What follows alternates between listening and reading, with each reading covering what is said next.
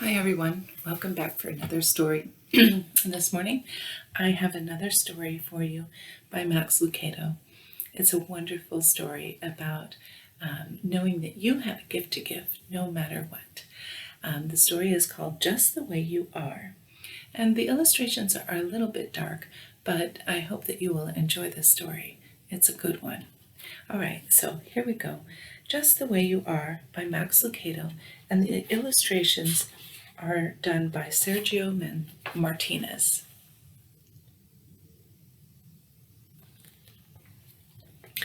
A long time ago, in a land much like your own, there was a village, and in the village lived 5 orphans.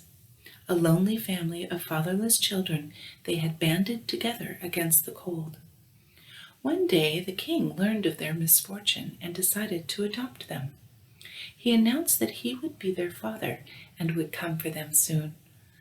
When the children learned that they had a new father and their father was the king and that the king was coming to visit, they went wild with excitement.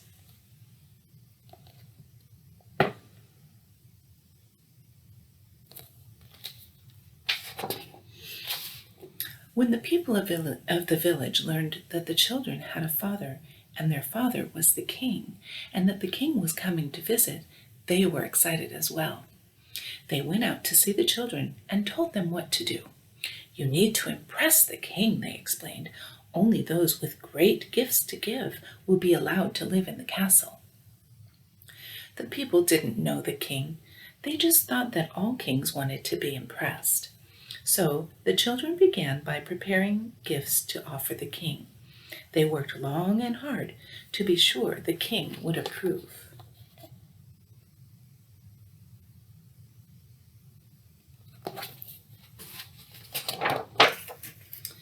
One of the children who knew how to carve decided to give the king a wonderful gift of wooden art. He set his knife against the soft bark of the elm and whittled. The small blocks of wood came alive with the eyes of a sparrow or the nose of a horse. His sister decided to present the king with a painting that captured the beauty of the heavens, a painting worthy to hang in his castle. Another sister chose music as her way to impress the king. For long hours she practiced with her voice and mandolin. Village people would stop at her window and listen as her music took wings and soared. Yet another child set out to turn the king's head with his wisdom. Late hours would find his candle lit and his books open. Geography, math, chemistry. The breadth of his study was matched only by the depth of his desire. Surely a king would appreciate all his knowledge.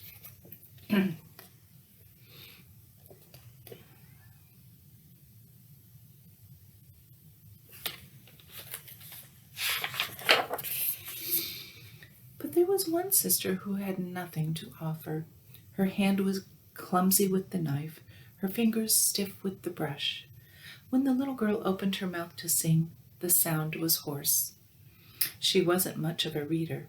She believed she had no talent, and so she believed she had no gift. All she had to offer was her heart, for her heart was good.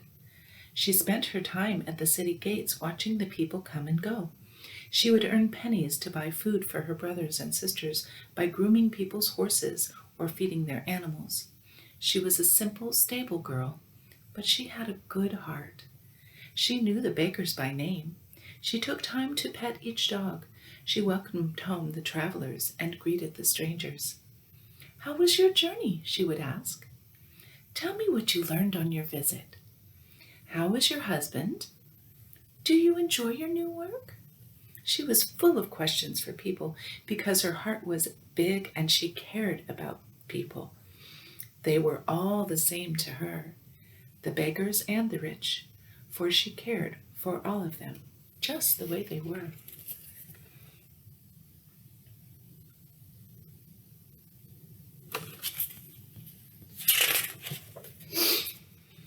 But since the little girl thought she had no talent and no gift, she was afraid that the king would be disappointed.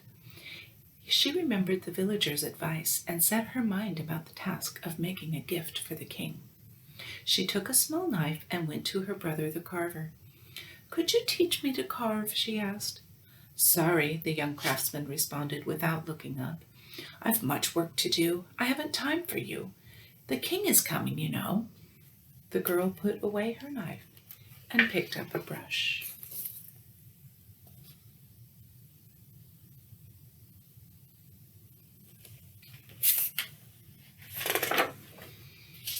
She went to her sister, the artist. She found her on a hill painting a sunset on a canvas. "You paint so beautifully," said the girl, who had no gift but a big heart. "I know," the painter answered. "Could you share your gift with me?" "Not now," the sister responded, with her eyes on her palette. "The king is coming, you know." The girl with no gift then remembered her other sister, the one with the song. "She will help me," she said.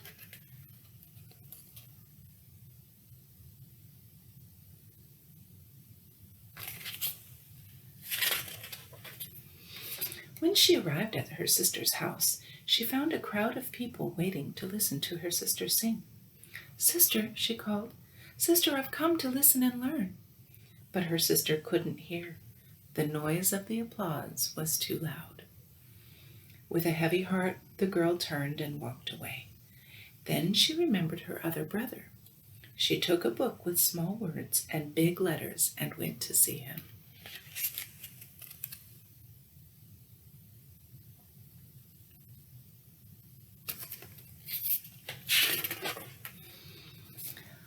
"I have nothing to offer the king," she said. "Could you teach me to read so I might show him my wisdom?" The young sage-to-be didn't speak. He was lost in thought. The child with no gift spoke again. "Can you help me? I have no talent."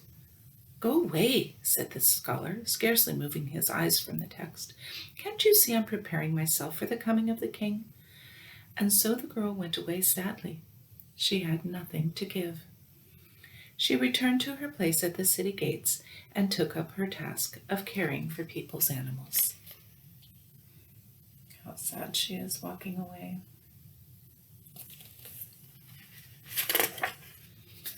After some days, a man in merchant's clothes came to the small town. "Can you feed my donkey?" he asked the girl. The orphan jumped to her feet and looked into the brown face of one who had traveled far. His skin was leathery from the sun, and his eyes were deep. His kind smile warmed the girl's heart. "That I can," she answered eagerly, leading the animal to the trough. "Trust him to me. When you return, he will be groomed and fed." "Tell me," she asked as the donkey drank, "have you come to stay?" "For only a while. I'm looking for someone." "Are you weary from your journey?" "That I am." "Would you like to sit and rest?" The girl motioned to a bench near the wall. The tall man sat on the bench, leaned against the wall, closed his eyes, and slept.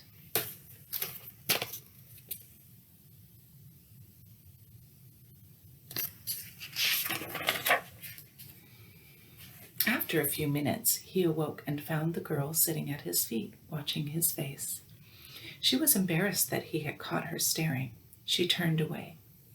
"Have you been sitting there long?" "Yes." "What do you seek?" "Nothing. You seem to be a kind man with a peaceful heart. It's good to be near you." The man smiled and stroked his beard. "You are a wise girl, and when I return, we will visit more."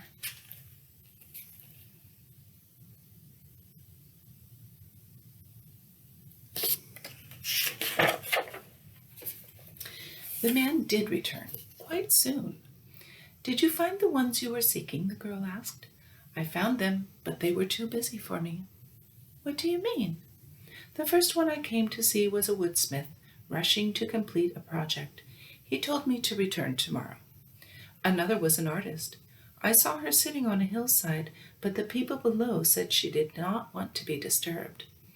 The other was a musician. I sat with the others and listened to her music. When I asked to talk to her, she said she had no time. The other I sought had left. He has moved to the city to go to school."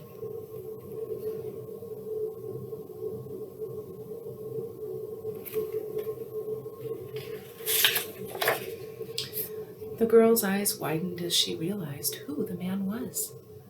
"But you don't look like a king," she gasped. "I try not to," he explained. "Being a king can be lonely. People act strangely around me. They ask for favors, they try to impress me, they bring me all their complaints." "But isn't that what a king is for?" asked the girl. "Certainly," responded the king, "but there are times when I just want to be with my people.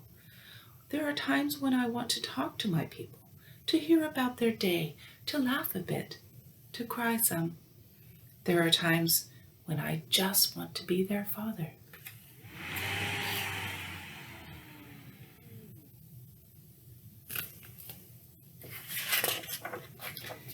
"Is that why you adopted the children?" "That's why. Adults think they have to impress me. Children don't. They just want to talk to me. They know that I love them just the way they are." "But my brothers and sisters were too busy." "They were, but I'll come back. Maybe they'll have more time another day." The girl hesitated. "Sir, what about me? I have no gift, but I would like to be your child." The king smiled. "My dear, you gave the best gift of all. You gave your heart, your kindness, your time, your love. Of course you'll be my child.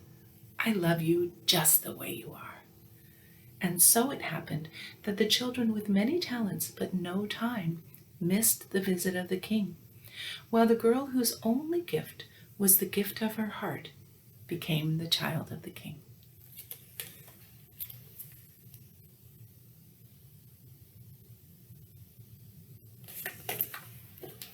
And that is the end. Isn't that a wonderful story?